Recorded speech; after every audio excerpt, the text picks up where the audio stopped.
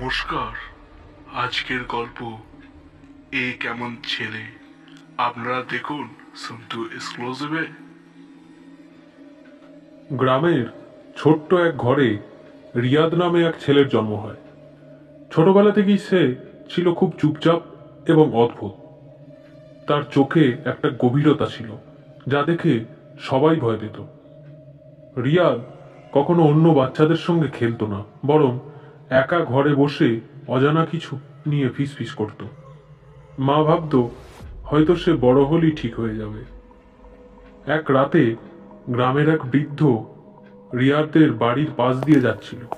সে দেখল রিয়াদ একা দাঁড়িয়ে অন্ধকারে কিছু বলছে। বৃদ্ধ জিজ্ঞাসা করলেন, তুই এখানে একা কি করছিস? রিয়াদ কোনো উত্তর দিল না।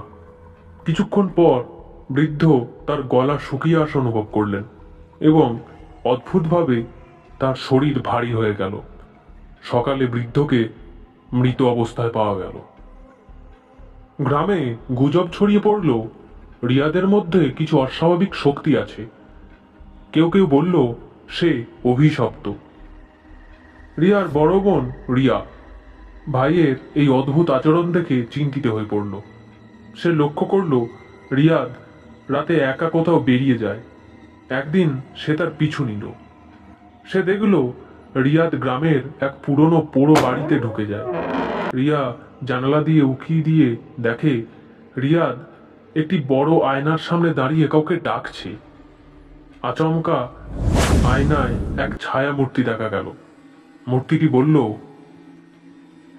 তোমার কাজ শেষ হলে আমার মুক্তি হবে। রিয়া বুঝতে পারল রিয়াদ কোনো অশুভ শক্তির প্রভাবে আছে। সে তার মায়ের কাছে সব জানায়। মা কাঁদতে কাঁদতে জানান রিয়াদের জন্মের আগে তিনি এক সাধুর অভিশাপ পেয়েছিলেন। সাধু বলেছিলেন তার ছেলে মানুষের ক্ষতি করবে আর তার মাধ্যমে এক প্রাচীন দানব জাগ্রত হবে। রিয়া সিদ্ধান্ত নিল ভাইকে রক্ষা করবেই। সে এক তান্ত্রিকের সাহায্য নেয়। তান্ত্রিক জানান রিয়াদকে আয়নার সামনে থেকে সরিয়ে দিতে হবে। এক রাতে রিয়া সাহস করে আয়নার সামনে রিয়াদকে বাধা দেয়, কিন্তু ছায়ামূর্তিটি রিয়ার উপর আক্রমণ করতে আসে। তান্ত্রিক মন্ত্র পড়তে শুরু করেন। শেষমেশ আয়নাটি ভেঙে যায় এবং ছায়ামূর্তিটি ধ্বংস হয়। রিয়াদ জ্ঞান ফিরে পায় এবং অশুভ শক্তি থেকে মুক্তি পায়। গ্রামে আর কোনো ভয়ঙ্কর ঘটনা ঘটে না, কিন্তু রিয়ার মনে একটা প্রশ্ন থেকেই যায়। আয়নার অন্য পাশে ছায়ামূর্তিটির আসল রূপ কি ছিল? এতক্ষণ শুনছিলেন এ কেমন ছেলে একটি গল্প। ভালো লাগলে অবশ্যই চ্যানেলটিকে সাবস্ক্রাইব করে সন্তু এক্সক্লুসিভের পাশে থাকবেন।